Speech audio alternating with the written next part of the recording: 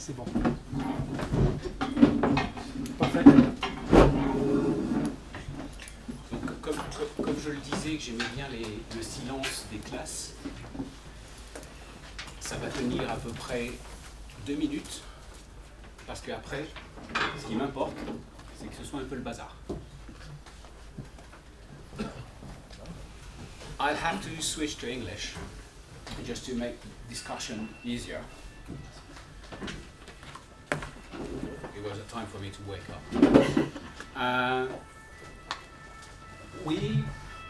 Just to introduce myself, I'm David Tayer. I'm a lawyer specialized in IP.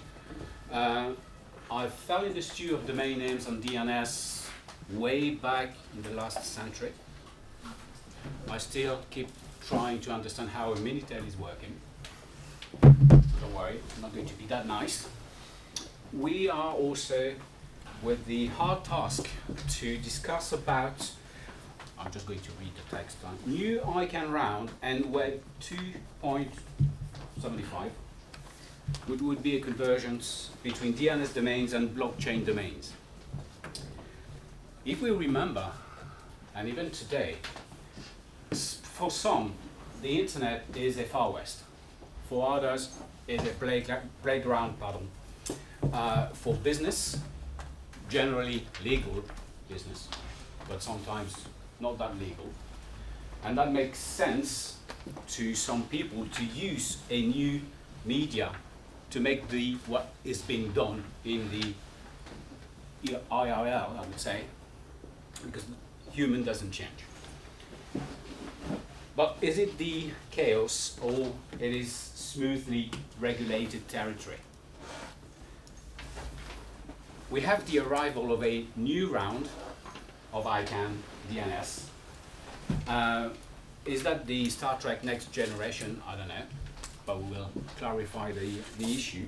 But we have also the integration of the Web 2.5 getting in. So is that the DNS domains moving to the bad boys side? Sorry. Or is it the bad boys that is going to some more morality, honesty, transparency? God knows what it is, because maybe it's the best place, actually, the Web 2.5 compared to the conventional DNS. So we have on the floor some eminent people, and I'm going to shut up in a few seconds. We have Sébastien Martin, CEO from Red Square. It's in the order of the list and not in the order of whichever. And we have Frédéric Guillemaut, the General Director of Cellfront, Christa Taylor, the co-founders of TLEZ, and Matthieu Quiniou, League of Brain advocate. I love the brain because that's what I'm lacking.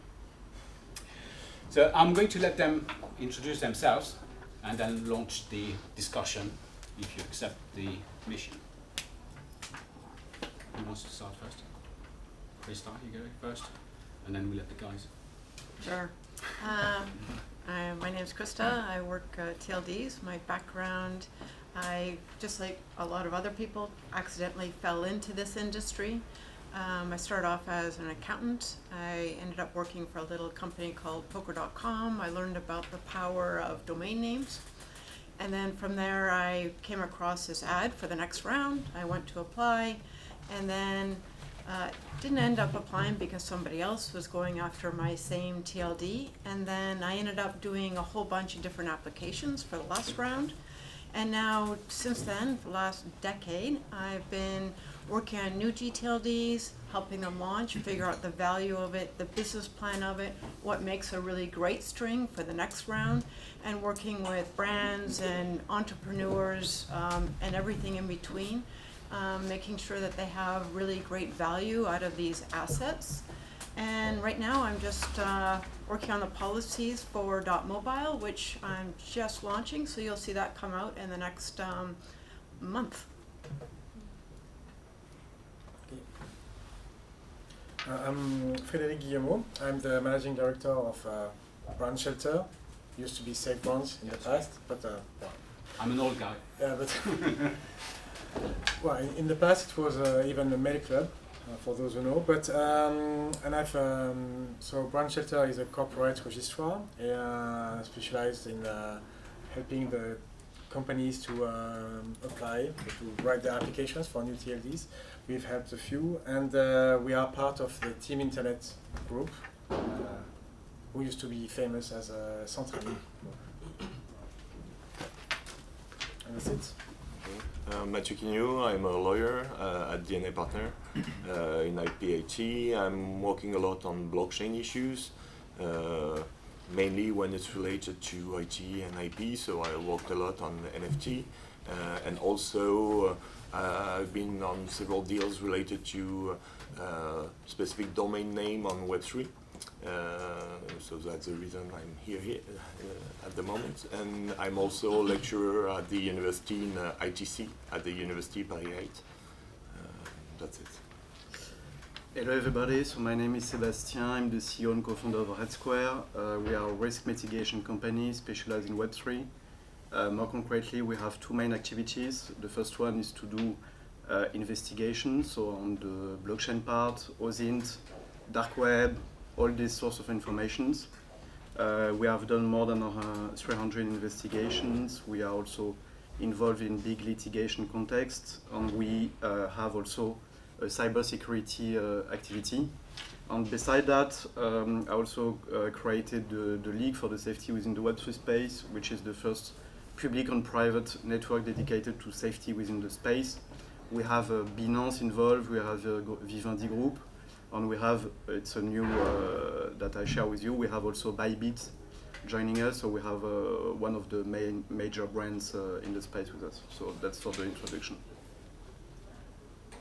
Thanks very much, all. And just to start with the conventional, we are talking about the hegemony of the ICANN, and if either Christa or Fred want to make a presentation of what is going on with the next round, new round, and what would be the difficulties that is encountered with the past experience of 2012 and 2025-6, what would be the issue to overcome and the arrival of the Web 2.5.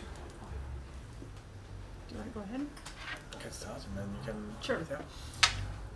Well, the good news is that it's a new round. The good news is that ICANN has taken quite some time to get ready. It's only 14 years. 13, sorry. So ICANN has taken the time to learn from the lessons of the first round and to try to be as clear as possible on the applicant guidebook. So that means that the next round, that is going to open in 6 months, so get ready if you want to, well, you're ready. So the next round is going to be, it's supposed to be easier for companies who want to apply, because they know exactly what is expected. Well, they know a bit more.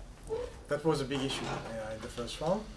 So now we have this clarity, we have 6 months, and that's when it's becoming easier to apply. Right. What is going to happen with people who are already working in Web3, who want to apply? That's another question. But at least, yeah, the next round, to me, is clear. I think you will agree, or? I think it's a lot clearer for good, and it makes it a lot easier, but it also has its challenges. Okay. So I think one of the big things that's changed from the first round is we used to have this thing called private auctions. And so you would go in there, and if you lost, you would take home if you lost, you would get this big bucket of money from the winner. And so now you can't do that. So if you lose, you go to, or if you're in somebody else applies for your same string, you're going to go to an ICANN auction, which means that you have to spend a whole bunch of money to get this string. On the flip side, they made it a little bit easier to help with that, is they've given you a second option on a string. So if you go in and your string matches somebody else's string, you have the option of then choosing your second alternative. But of course, if that second alternative matches with somebody else's, well, you're going to auction on your initial string. So it makes it somewhat more complicated. It makes choosing your string a lot more complicated, especially if you want to avoid auctions. But it is also, you know, a really great, I guess, opportunity to really make sure that you choose your string wisely and you think through it very carefully. Yeah, I mean, I usually work with brands, and we usually try to work on the brands' applications. So I would say this system is actually an improvement because it avoids, you know, in the past, some people could apply for 200, 300, 400 strings and then say, okay, if I lose some money, it's not a problem. I'm going to get some money back from the auctions. So at least it's, I would say, the option is now this year to for this next round. You apply for a string because you have a project, you want to use it, not because you want to play around with the system. That's my opinion. It's a bit, it's a point of view, but at least this round to me is clear. If you want to apply, it's because you have a brand, you have a project. It's clear, and yes, you might not go to this kind of option where some big amounts of money were spent, but at least you'll go to the project and use it. And any TLD that is used is better for the internet, I would say. So jumping back, the difference for the next round is we're going to see a whole bunch of TLDs, and we're going to see all those blockchain companies coming back. You're going to see all this new technology that we didn't have a decade ago. Now you're going to see those strings coming. And all the blockchain companies who have these names in, you know, the alternative web, let's call it, they're going to, chances are, apply for a bunch of them. The big ones, let's say it's .crypto, it's going to go to auction. You already know that. If you're going to apply for .crypto, my guess is it's going to be at least 40 million and above. So you know walking in there that you're going to be spending that kind of money. If you're going for .coin, it might not be the 40 million, but it's going to be something else. And that's where I think you're going to see this kind of merge between, say, the blockchain names and those companies who are, you know, really want to go mainstream. They're going to apply for the equivalent in the it's called the ICANN world. They're going to work in both. They're going to resolve in both, and you know that's where you're going to see that convergence. That hopefully the technology kind of can go forward on a mainstream adoption rather than somebody has to install this alternative browser, and you kind of lose that part of the sector on that. So I think some of those big strings, we're going to see hundreds of them come out for the next round.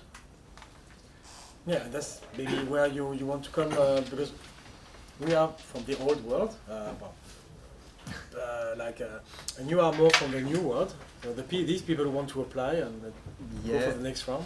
To me, so actually, so that's you know, when you're Web3 native, you want a domain name, okay? So a domain name, I think person do it automatically, right? So they want a domain name, they will get it, and they know that they will need it. In Web3, what makes it specific is that you have a .eth, so for Ethereum, and you need to already know, I would say, the network that you will build on. So I think that's a first part.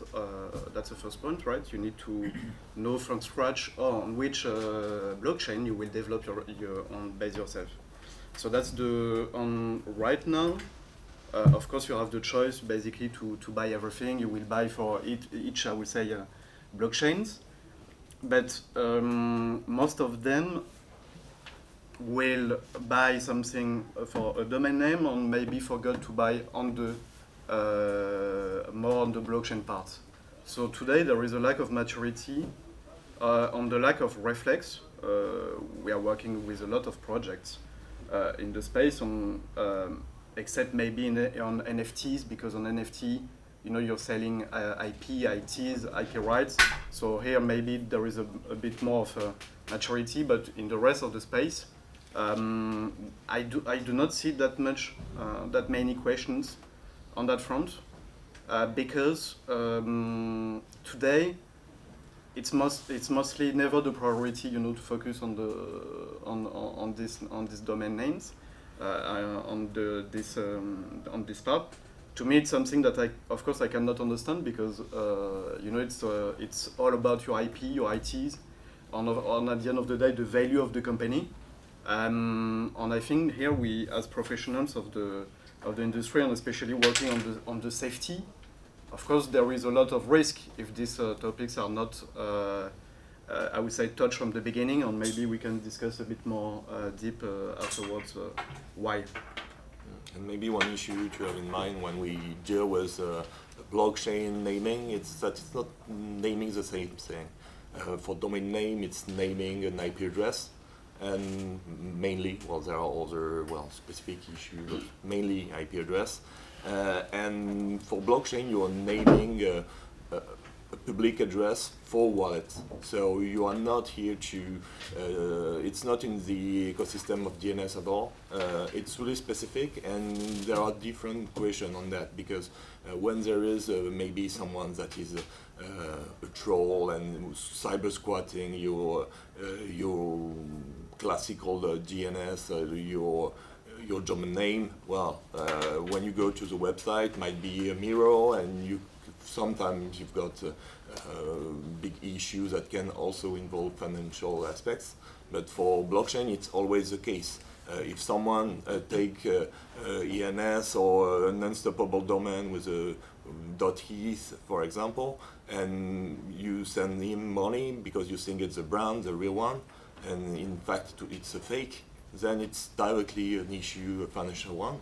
And also when, well, you've got discussion related to a domain name when they are taken by cyber squatter, then it's ranked lower, and the domain name is not that interesting because it's polluted in a way by this kind of person. Same thing with IPv4. For example, when you take an IPv4 that was used a lot by cyber squatters and it has less value, it's the same thing, but more intensely with blockchain domain name, because it's mainly financial, and if there are polluted money with issue related to AML, for example, so anti-money laundering, and you've got a red flag when you deal with this wallet, then it pollutes also your domain name. So in a, well, more important way, I will say, than for classical DNS.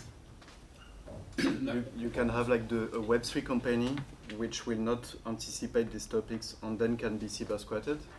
And you have Web2 companies, traditional companies, brands, which want to have like a project dealing with NFT, etc., that will not anticipate their arrival within this new space, and then will notice that their domain name is already cyber squatted. So that's right now the challenge, I think, because it's about anticipation and about strategy. Strategy is that, do you have the willingness to enter the space? So if so, you need to anticipate and buy, for example, your name on .eth. And for the traditional Web2 brands, I would give you an example. We had one case. It was a big financial institution, which is in Europe, and their name was cyber squatted, and there was some willingness, of course, to hurt the name. It's a family name, and of course, it impacted a lot their reputation, because many persons were considering that it's the true financial institution around it, whereas it was absolutely not the case. So these are the kind of topics that we see within the industry, and of course the damage can be very huge, because it can be shared on X, it can be shared on Telegram, it can be shared everywhere. On the capacity to reach like millions of persons worldwide is pretty huge. So it's a point to take.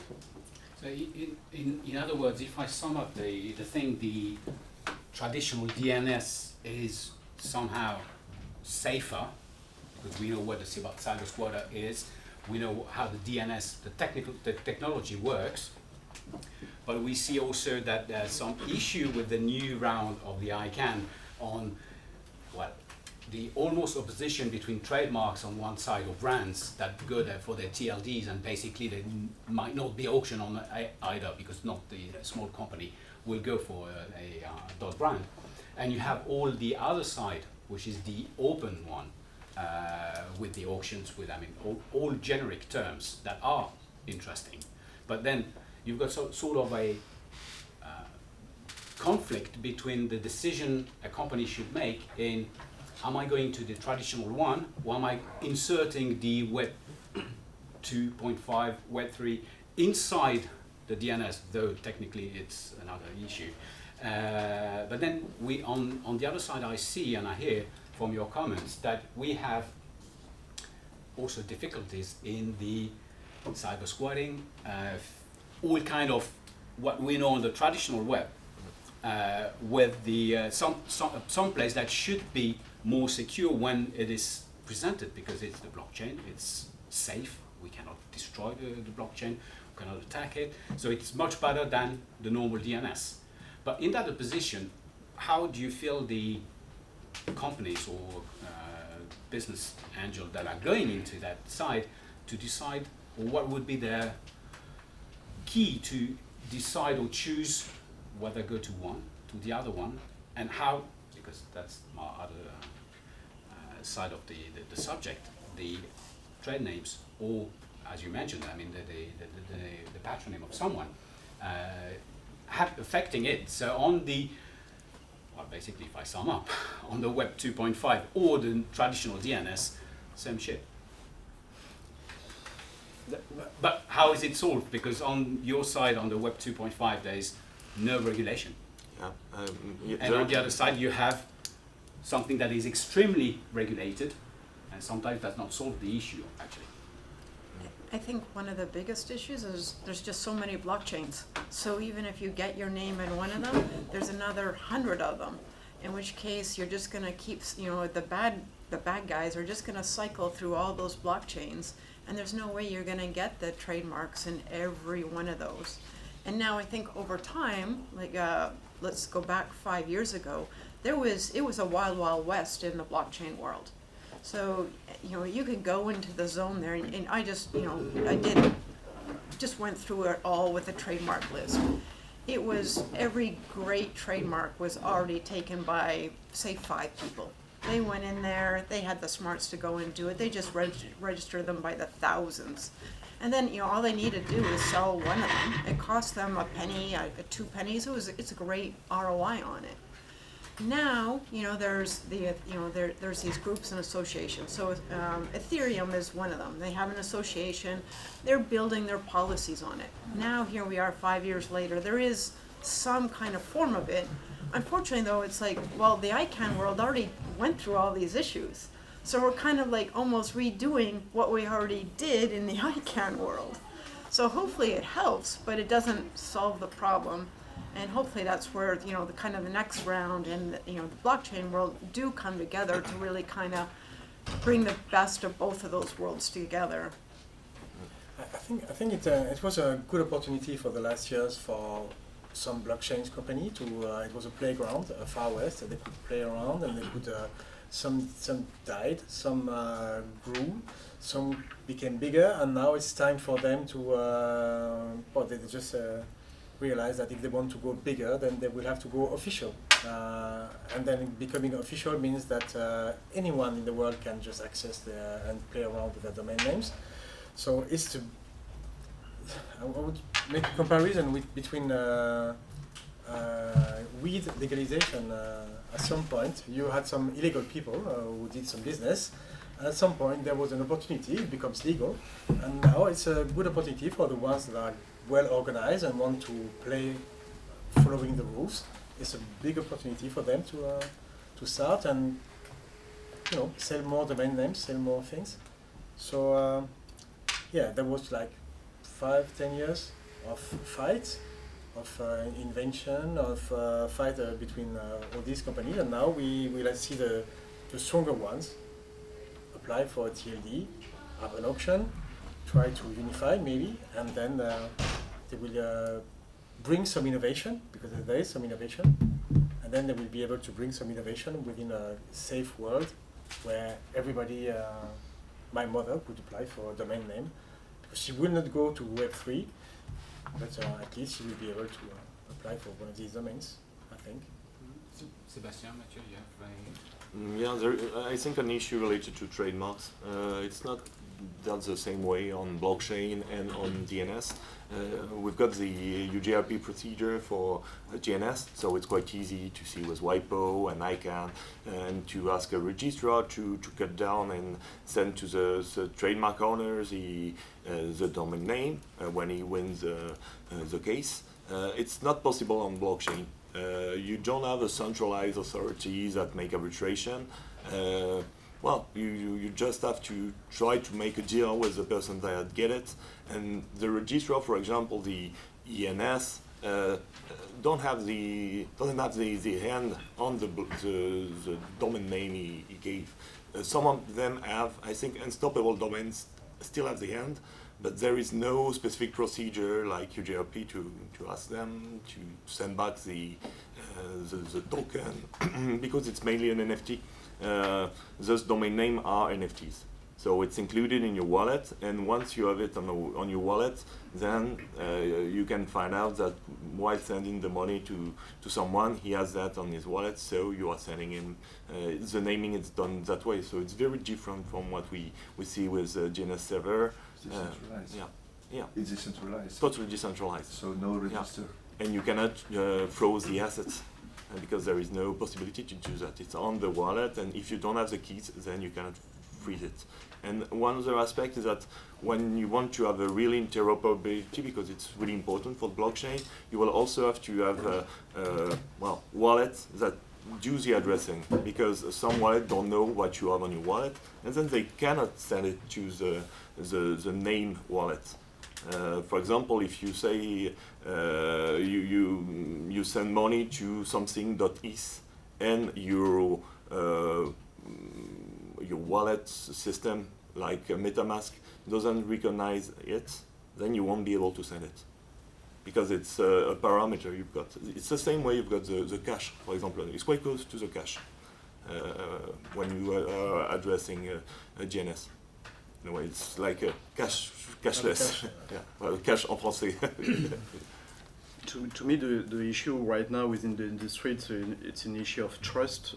I think indeed it was the Far West more than 5 years ago. I think now we are almost reaching some components of maturity because we have some regulation coming in. We have, of course, the MiCA in Europe. We have the Genius Act in the US, and I think what you mentioned, Matthieu, about interoperability, I think that's the pretty huge issues dealing with the hundreds of networks which are existing.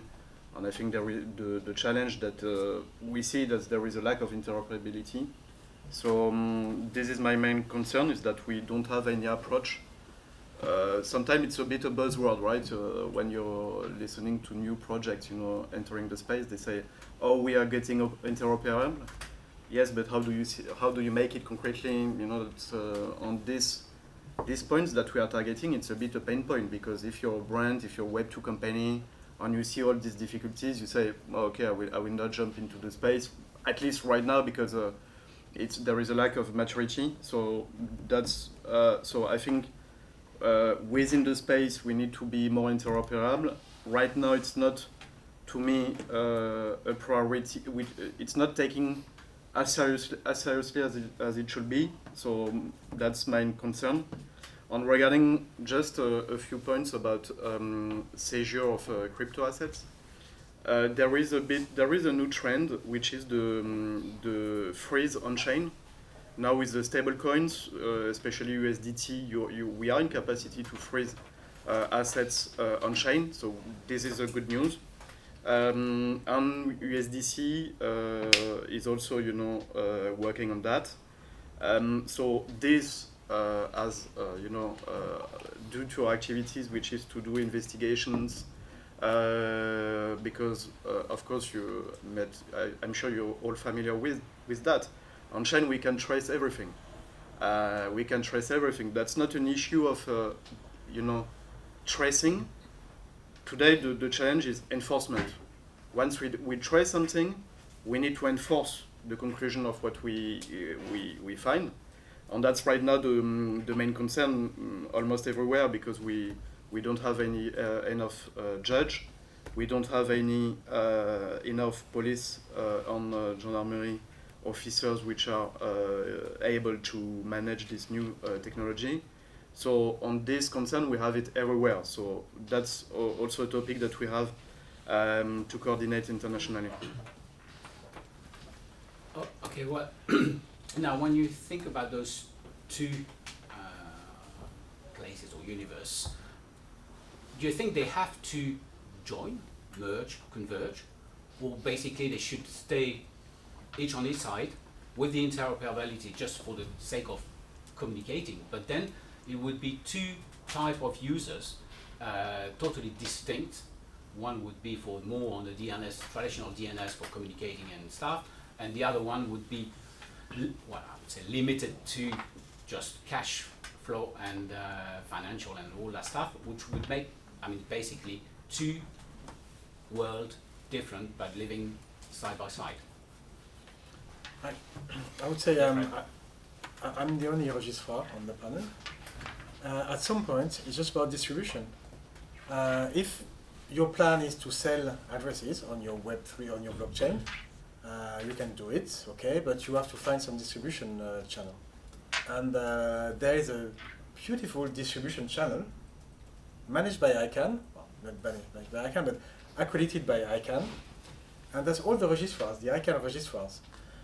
So yes, it's quite interesting, I guess, if you have your blockchain, you want to join this ICANN accredited registrar channel, because then you will be able to sell your domains, sell your addresses. The registrars are going to be able to do the support, because you alone, you won't be able to do some support for your customers. So yes, I think if a company wants to sell more addresses, their interest is to go where the distribution channel is. It's just quite simple, and also, at the moment for a registrar, it's not very easy to sell Web3 domains, because they don't have all the same way of working. Some go for renewal fees, some go for once in a lifetime. Changes, whoa, there is a gas fee.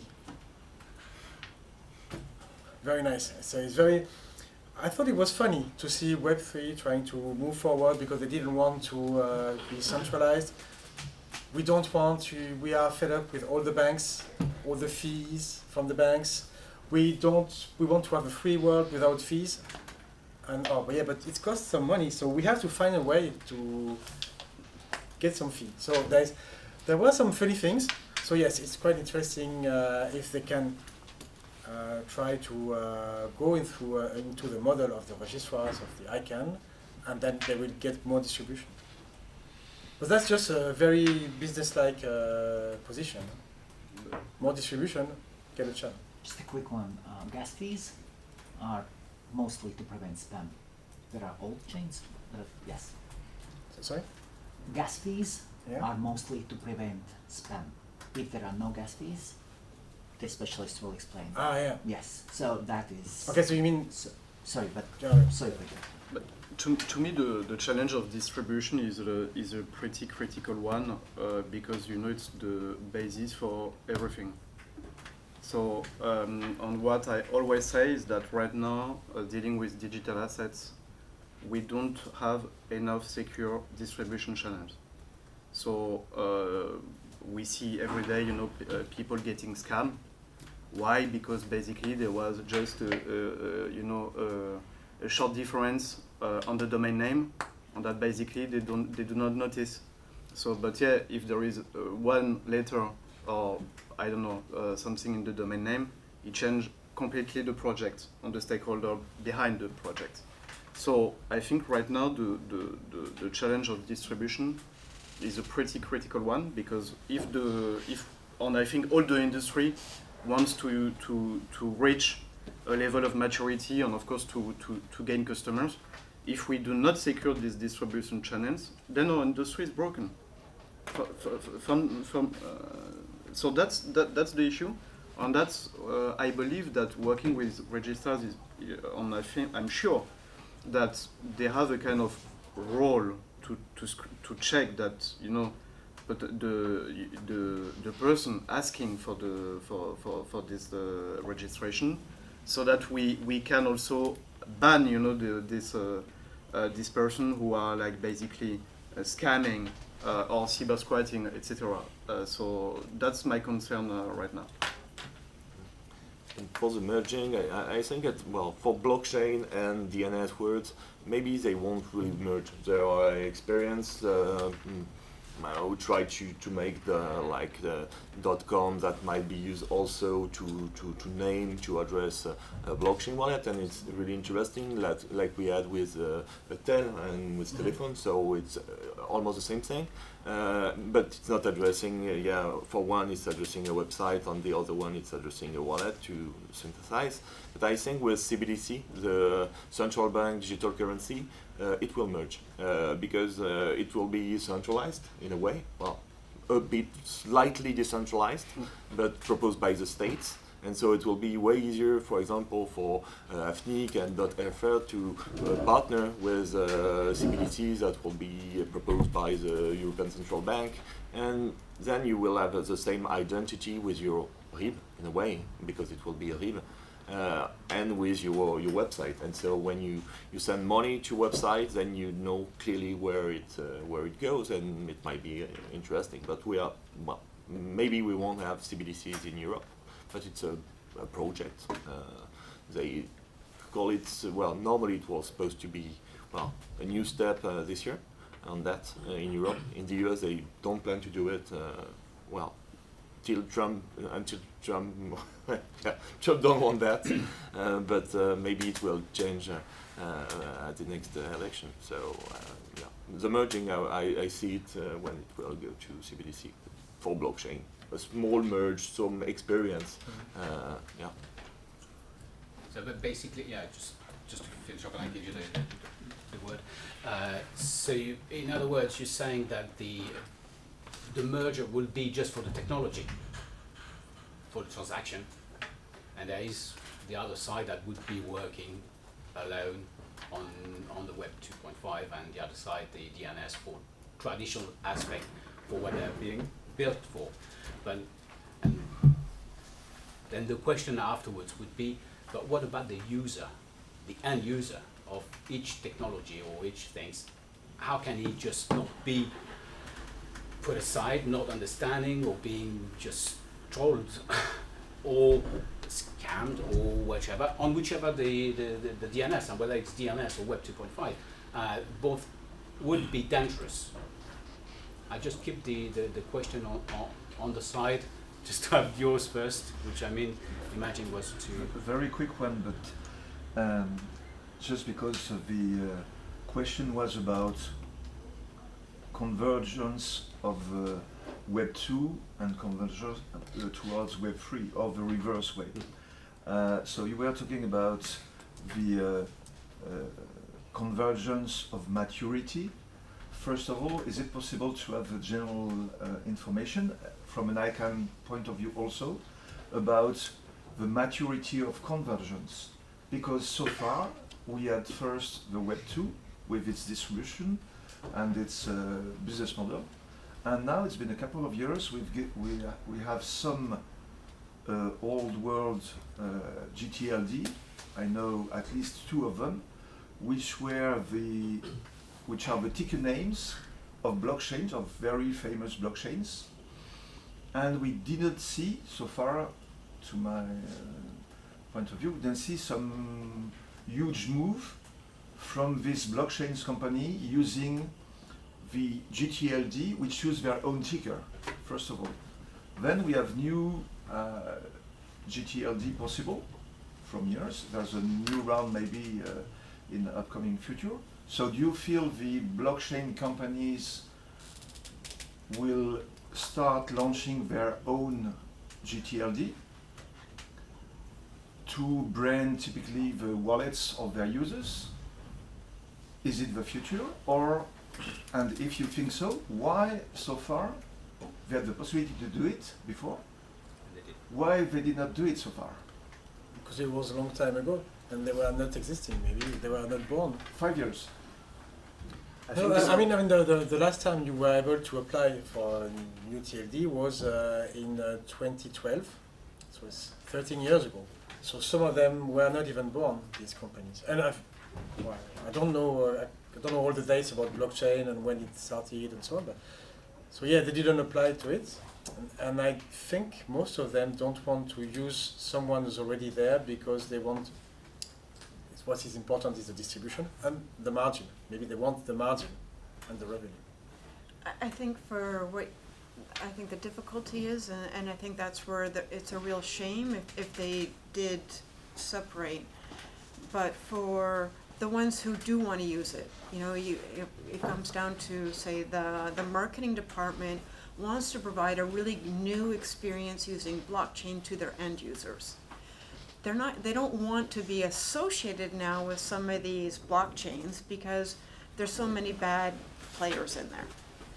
But if they have their own new GTLD and they can embrace these new technologies, then they're doing something really unique for their brand. They're delivering it to their customer, and their customer is getting value out of that, which improves their brand, improves their business, and everyone kind of wins from it. But at least the end user, when they're then going to that brand site, they know it's legitimate. And I think that's the difference between 10 years ago and now, is that 10, 12 years ago, we didn't have such a big trust issue. Whereas now trust has become even more important, especially for brands. So if they can go and provide that trust wall gate, that their customer is going to go, hey, I can click on this tweet. I'm going to go to this new kind of experience. I'm going to put on my goggles and I'm going to go and play in this world. And oh, look, in my wallet, I have these tokens I can use for a discount at the store. Then that's where the emergence or they come together, convergence comes, and it's a win for everyone. So it can be really exciting, and the new technology is exciting. We just haven't kind of figured out the best way around it, and people are more scared than they were 10 years ago.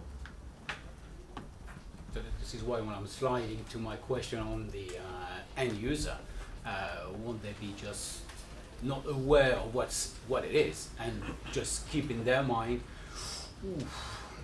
bitcoins and stuff like that, I just don't want to hear about it, that's just scam and it's dangerous and it's unlawful and it's money laundering, it's whatever, which is, there is no one positive word that is attached to that kind of, the business for, I wouldn't say my mother, but even my wife would just ask herself, can I go there? Even my kids would ask me, is that a safe place?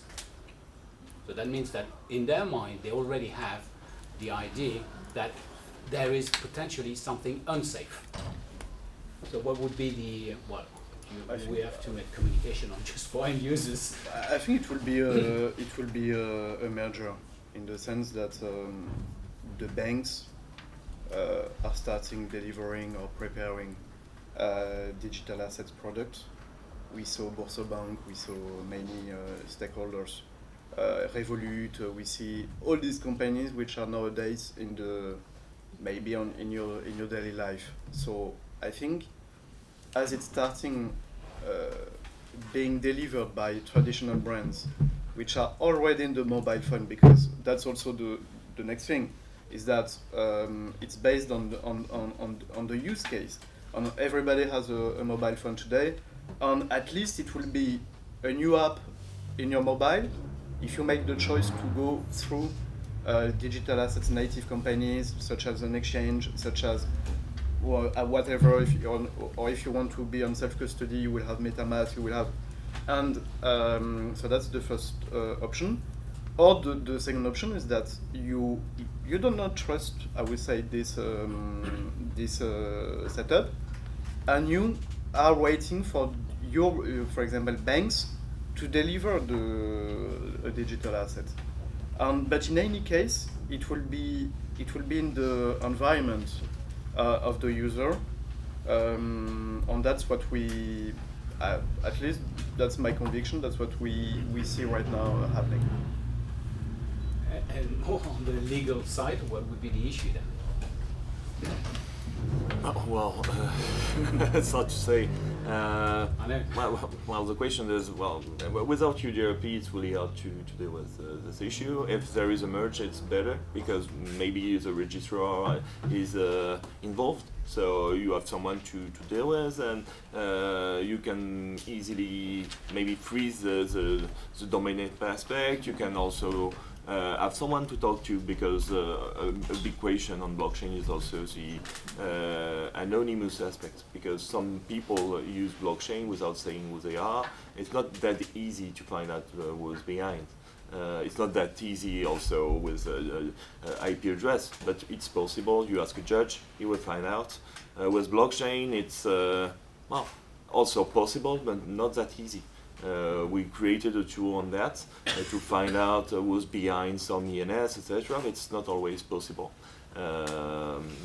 So I think the enforcement, as you say, is not easy for blockchain in general.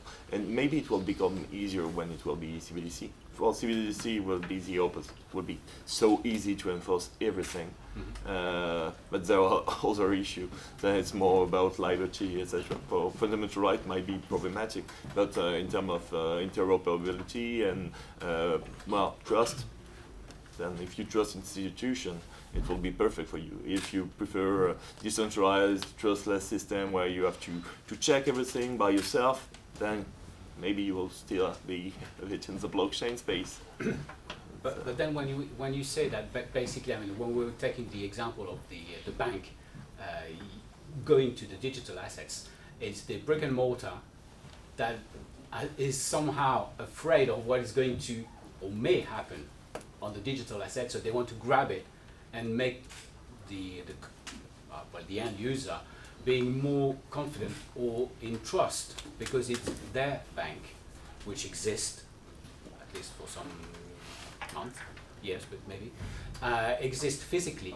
And they've got a relation with someone, with a body that exists, that they can see, they can have on the phone, if it's not an AI. So the trust would be built on the past. So is the maturity, I mean, brought by just the fact that I'm innovating, but to be accepted, I've got to fit to what is the past? It's a tricky question, because the banks right now don't want to miss, of course, a new market.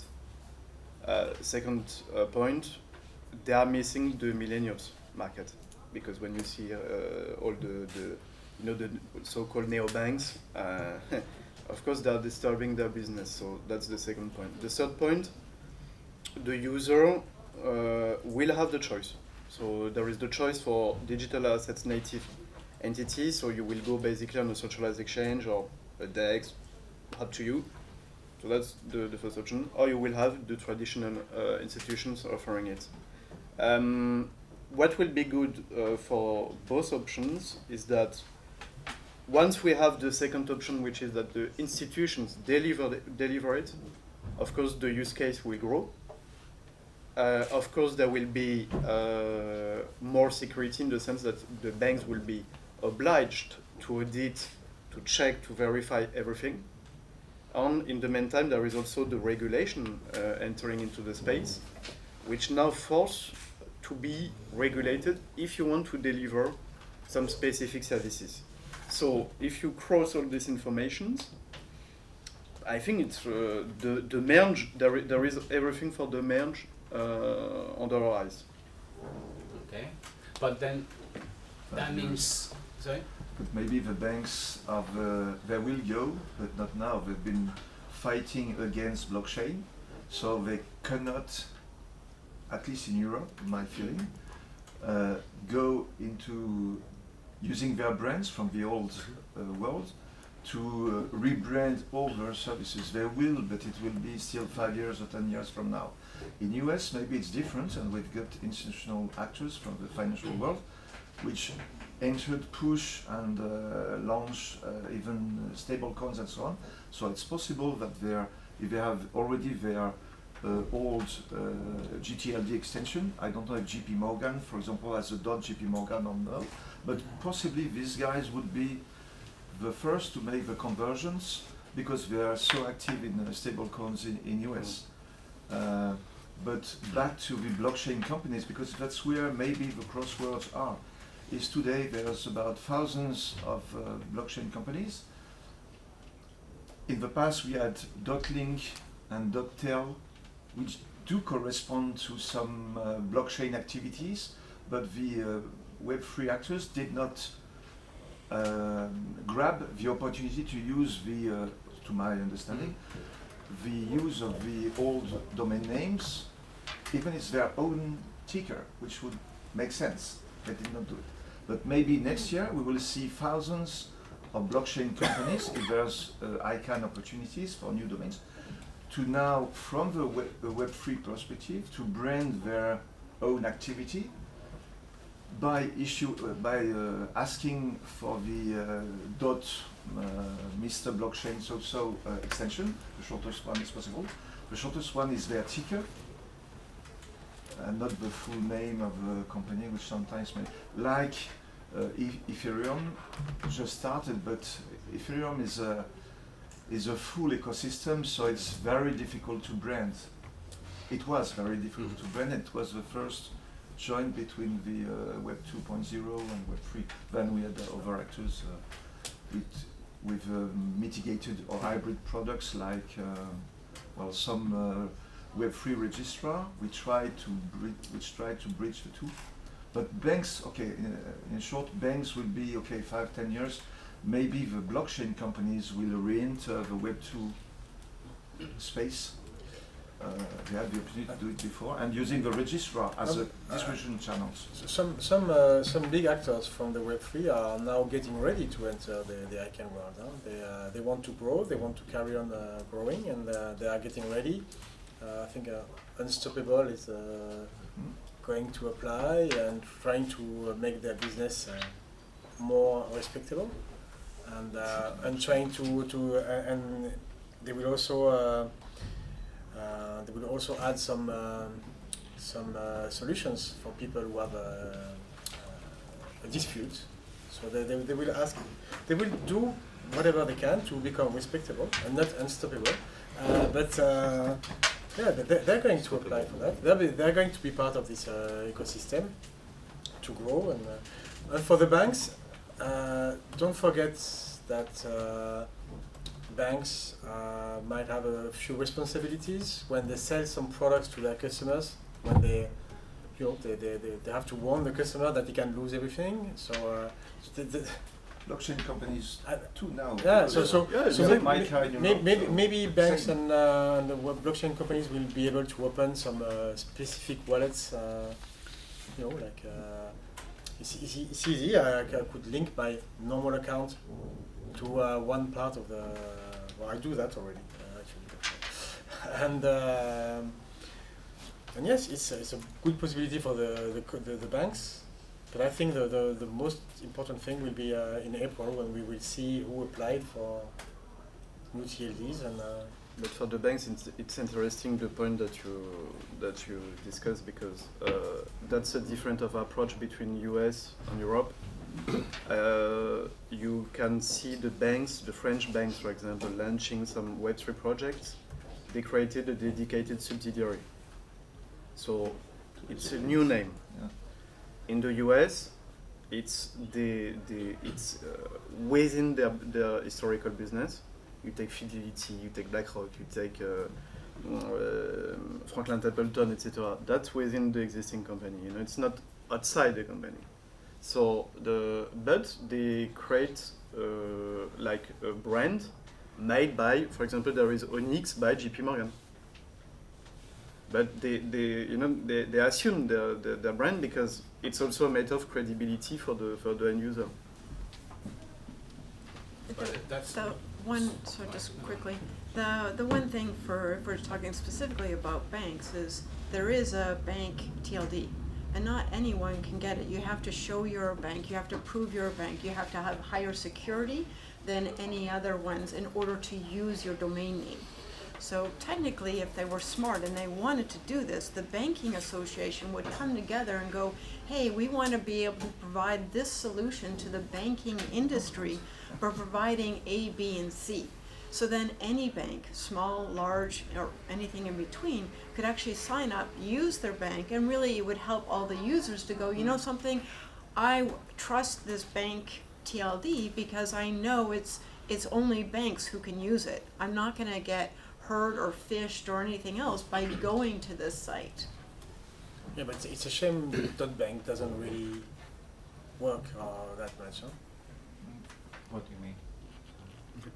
There's not too many I haven't people seen. have embraced it. It works, huh, technically. They've onboarded all the banks, almost, yes. Yeah, they've onboarded the banks, but are the banks using it in their advertising, in their communication? I didn't see any. Apart from BNP Paribas that got No, its but, own yeah, but brand, but BNP all the Paribas others is remains using on the .com. BNP Paribas. So, It remains on their .com, and that's it. So yeah, it's I think it's a shame because it's so difficult. Why it's so difficult? It's quite complicated to get a .bank. You have to give the phone number of someone at HR who is going to tell the registry that yes, okay, that person is working with you. And for the registrar, you also have to add some specific things on the way you communicate with the customer. So it's quite complicated, and it's a shame once you have that, as you said, that they don't use it. Yeah, and just to follow up the comments you were making is that the European bank, what they did, because we were mentioning neobank, but actually neobank were bought by French banks just to get rid of the problem instead of that fighting. So they're fighting.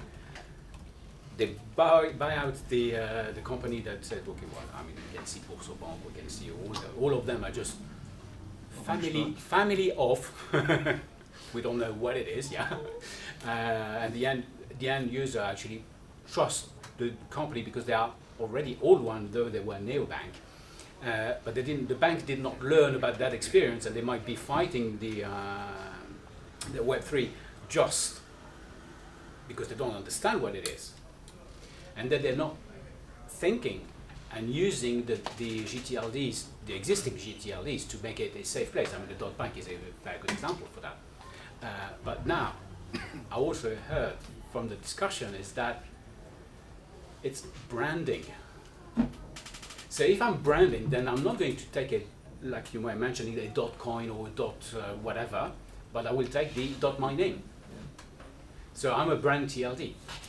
So we're going back to the future, I would say, with the idea that what has been working for ages is actually maybe the best way. So how you can conciliate it, innovating stuff and changing habits, experience of the end user. If each time you just brought back, like if someone is putting you back in time to go into the regulatory, UDRP is fine, but should it be changed, modified, adapted to make it quicker, easier? Why do we have someone that it comes and take a trademark, for example? I mean, he's definitely a cyber squatter. We know he is a cyber squatter. Then why don't we check before?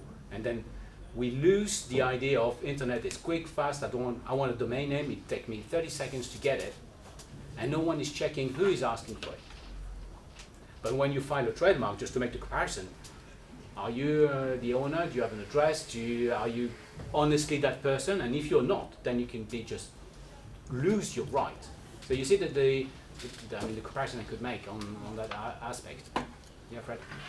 No, yeah, I completely understand that knowing your customer, I mean, that's what the bank do, that's what everyone should do in the internet industry after NIS 2 is entering into motion. So knowing your customer is fine, making sure that he's a good actor, but then don't forget that also on the internet there are some people who want to protest against something, or maybe have a website on something that is maybe illegal in their country, but they have the right to do that.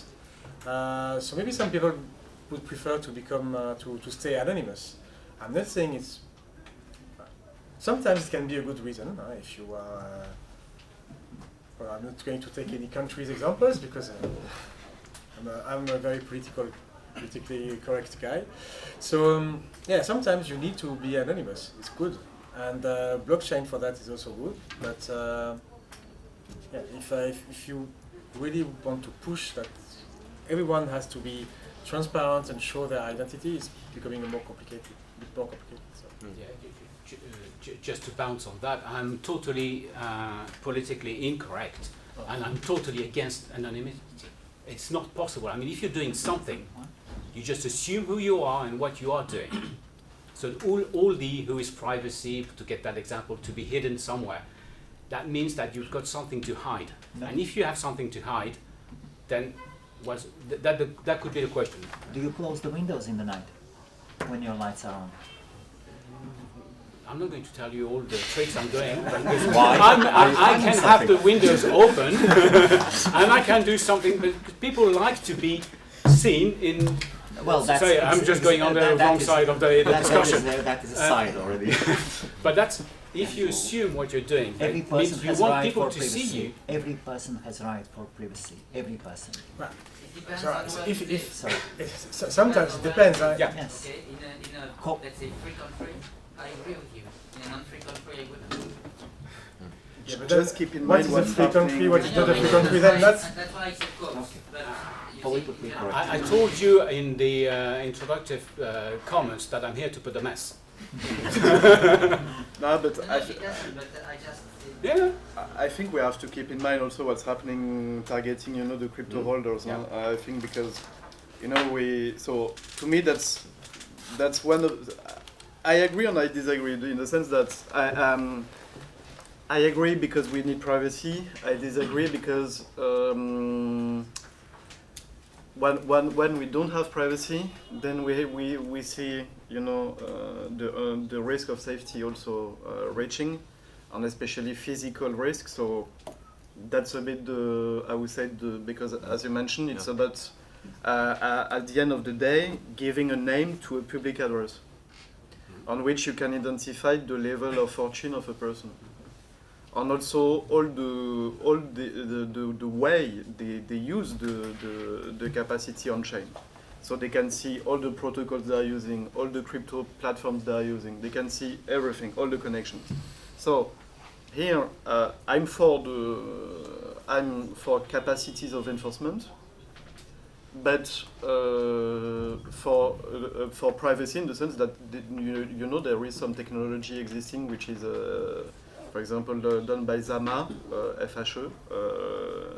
I think that's a pretty interesting technology in the sense that it's not enabling completely anonymous stuff. It's not about it. It's about protecting your confidentiality on chain. So this is an interesting topic dealing with all this debate about physical and safety. Yeah. Totally agree. Yeah. May I ask, please, about mobile? I just checked, and in the US there are 3 active trademarks for mobile, specifically for that keyword from 3 different companies, and that is just in the US. And then it is a generic keyword. How do you approach that? Thank you. What do you mean, how do you approach it? Well, you have one client, yes? No, so they already won the .mobile TLD in 2012. Oh, sorry. Yeah. Okay. So it's one of those TLDs that's been sitting on a shelf for all this time. And, as a company, it doesn't understand the value of a TLD.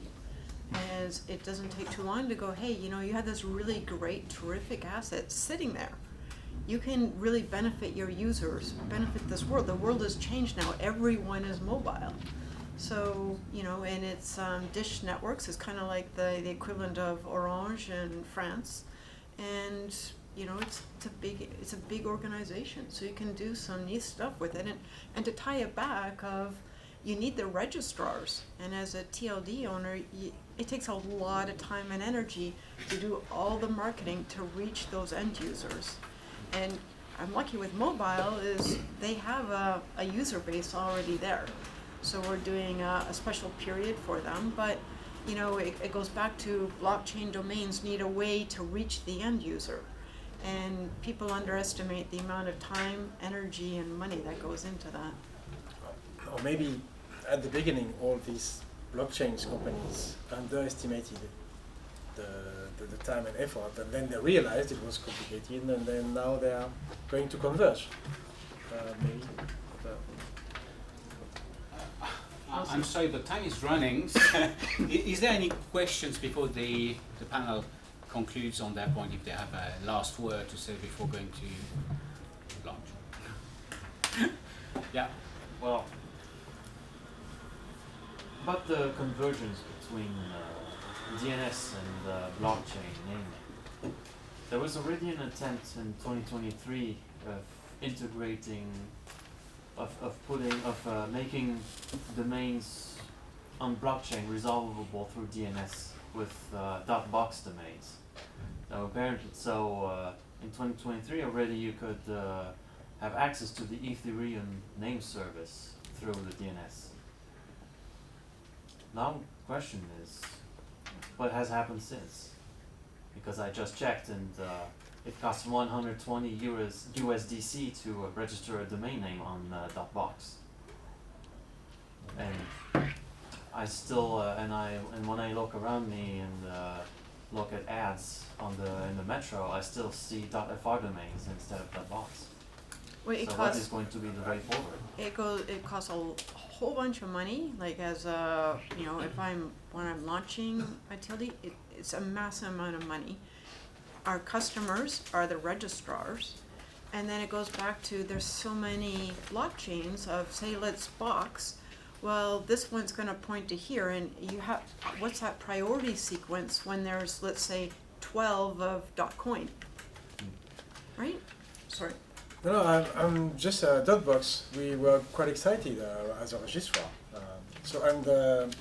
We are part of Team Internet. We have a big team, handling all these launches. And they tried to look at it and said, no, it's going to be very complicated to do it. Because if you want to launch a TLD at some point, maybe you should think about all the requirements that we'll have. And at the start, .box was asking for a lot of requirements to make things so secure or not, I don't really know, but they were really asking for complicated things to the registrar. At some point, you are as a registrar, you say, okay, well, I've got 20 launches this year, this one I will not do. So it was quite complicated, and then they, I think, they removed some requirements, but yeah, it's a bad start. You start by showing that your TLD is going to be so complicated, and people and registrars don't want to onboard. Or if they're on board, they sell it at quite a high price. .fr is more simple. Oh, very interesting, thanks. You don't have any idea. Some TLDs in the past, were not a success because the people had a vision. They wanted to apply for a new TLD. I don't remember if it was .wedding or .wed. I don't remember the one. Wed. But the person who was handling the project had a really very accurate vision of what it was going to be. But it never went. Because they wanted if you wanted to be, if my memory is not wrong, they wanted you to have one registrar only selling their domain name. I'm asking Matthieu because we were at the meeting together. So they were asking so many things, and we said, no, we won't have it on. And nobody. And then it became kind of a story between registrars. So yes, if you want to launch a TLD, make it at least easier. But as a representative of the registrars, I always keep telling that to registries. No, but .fr I think is perfect. But if we're taking the .fr, it was a complicated one back in the, you needed to have a fax and stuff, and now you just apply and that's it. Until 2004, you could only register a domain name that was either your family name or the name. Yeah, of or the the company. trade name. I was there, I remember, but and writing the charter. but now it's better. Can I ask a panel question, please? Yes, please. What do you think of companies that are going to apply for 100, 200, 300 TLDs? Your personal thoughts? There is Short. Lars Jensen, he will go for 100 TLDs. Nova will go for 200, 300 TLDs. We don't know what is going to happen in China. What are your thoughts on it? Thank you. As I said a bit earlier, I think it's great the only way to create value on these new TLDs is by using them. So I don't think it's a good idea to apply for 300. Maybe you should apply for a smaller number and focus on them. But it's only my point of view. And but at least if you apply for 300, use the same backend operator so that it's easier for us to onboard. So the enforcement guy came in. So that means it's 12:30 past. And so if you, in one word, you want to conclude or say something, otherwise I just thank you and wish you a happy lunch and discussions. Happy lunch. Thanks very much.